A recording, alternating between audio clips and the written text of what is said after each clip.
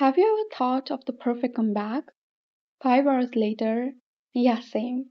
Someone says something rude. You get caught off guard. Your heart starts racing. And before you even know what's happening, you're either arguing or wishing you'd said something different. Here's what I have learned: the people who handle disrespect the best aren't the ones with the best comeback. They are the ones who don't let someone else's attitude control their own. So, if you're tired of replaying conversation in your head, let's talk about a few things that can actually help. The first one is simple: stop answering immediately. I know it feels natural to defend yourself right away, but when you're emotional, you're usually speaking from frustration, not confidence. Give yourself a second, even if it's just 3 or 4 seconds. Look at the person, think, then decide if they even deserve a response. That tiny pause can completely change the direction of the conversation. The second thing, don't do all the work for them. If someone says something rude like, "You're so sensitive," don't start explaining yourself. Just ask what makes you say that. That's it. Now they are the one who has to explain. And a lot of time they don't even have a good reason. People throw comments around without thinking. Asking a calm question makes them think. Here is another mistake I used to make: trying to prove I wasn't the person they are describing. If someone called me lazy, I'd immediately start listing everything I'd done that week. Why? I was trying to earn their approval.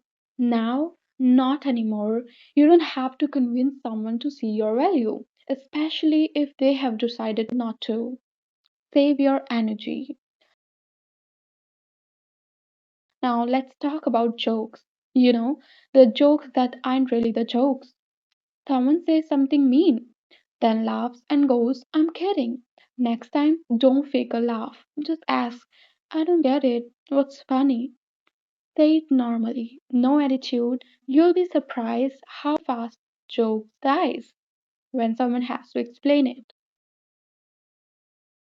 And finally, know when the conversation is over. Some people don't want to understand you. They just want a reaction. Those conversation has no winner.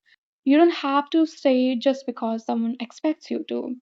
You can say, "I'm not interested in talking if we are disrespecting each other," then leave. No dramatic exit. No slam doors. No last comment. Just leave. There's something really powerful about knowing when you have said enough. One thing I wish I had learned earlier is this: people can say whatever they want. That part is out of your control. But whether it ruins your day, that's completely up to you. And that's really the answer. When someone disrespects you, don't feel like you have to prove yourself. You don't have to win the argument. You don't have to come up with the perfect comeback. Just pause, stay calm, ask a question if you need to, and if the conversation is going nowhere, walk away. That's it. Those four things alone will save you from saying something you'll regret later.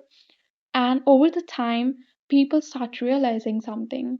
You're not easy to get a reaction out of.